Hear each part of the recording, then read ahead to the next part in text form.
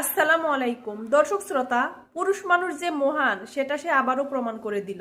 ইতিমধ্যে হয়তো আপনারা সবাই দেখেছেন লঞ্চ দুর্ঘটনা, এই ভিডিওটি সোশ্যাল মিডিয়ায় ভাইরাল হয়েছে। তো এটার মধ্যে আপনারা খেয়াল করে দেখবেন, সোহেল নাম করে যে ছেলেটা মারা গেছে সে কিন্তু নিজে ইচ্ছা করলে বাঁচতে পারতো, কিন্তু সে কিসের জন্য বাঁচেনি জানেন? খেয়াল করে আপনারা দেখবেন ভিডিওটির মধ্যে নৌকাটির ভিতরে নিচেই তার স্ত্রী বসেছিল আর তারা বাপ ছেলে দুজনা দাঁড়িয়েছিল। তো এইখানে তার বাবা তার ছেলেকে বাঁচানোর চেষ্টা করেছে আর ছেলে তার ওয়াইফকে বাঁচানোর চেষ্টা করেছে। তো এখানেই প্রমাণ হয় যে পুরুষ মানুষ আসলেই মহান, কখনো বাবা রূপে, কখনো স্বামী রূপে, কখনো ভাই রূপে। তো এখানে বাবা বাঁচতেও পারতো, ছেলে বাঁচতেও পারতো। বাবা বাঁচাতে চেয়েছে তার ছেলেকে, ছেলে বাঁচাতে চেয়েছে তার ওয়াইফকে। তো আসলে কি বলবো, মানে মানে যতবারই ফেসবুকে ঢুকছি ততবারই ভিডিওগুলো সামনে আসছে, মানে দেখতে চাচ্ছি না তারপরেও সামনে ভিডিওগুলো চলে আসছে, মানে কোনো ভাষাই খুঁজে পাচ্ছি না। মানে এমন জিদ উঠতেছে ওই মানে লঞ্চ চালকের উপর, এমন জিদ উঠছে। তো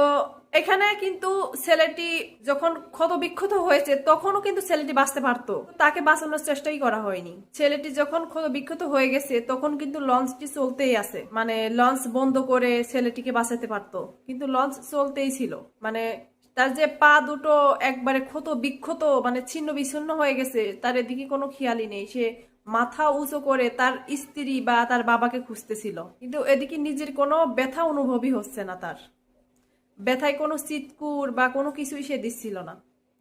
কিন্তু মানুষ মানুষ কি করছিল জানেন? মানুষ চারিদিকে শুধু ভিডিওই করে যাচ্ছে, তার বাঁচানোর কোনো চেষ্টাই করছে না। ছেলেটা অবশ্যই বাঁচতে পারতো, কিন্তু ছেলেটা লাস্ট পর্যন্ত রক্তক্ষরণ হয়ে হয়ে মারা গেছে। তো আমার মনে হয় এই দুইটা লঞ্চ চালকেরই আইনের আওতায় আনা উচিত এবং মানে দৃষ্টান্তমূলক শাস্তি দেওয়া উচিত, যাতে এমন দুর্ঘটনা আর কখনো কারোর সাথে না ঘটতে পারে। তো আপনাদের কাছে একটাই অনুরোধ, কালকে ঈদ, আপনারা যেখানেই চলাফেরা করবেন, যেভাবেই চলাফেরা করবেন, সাবধানে চলাফেরা করবেন।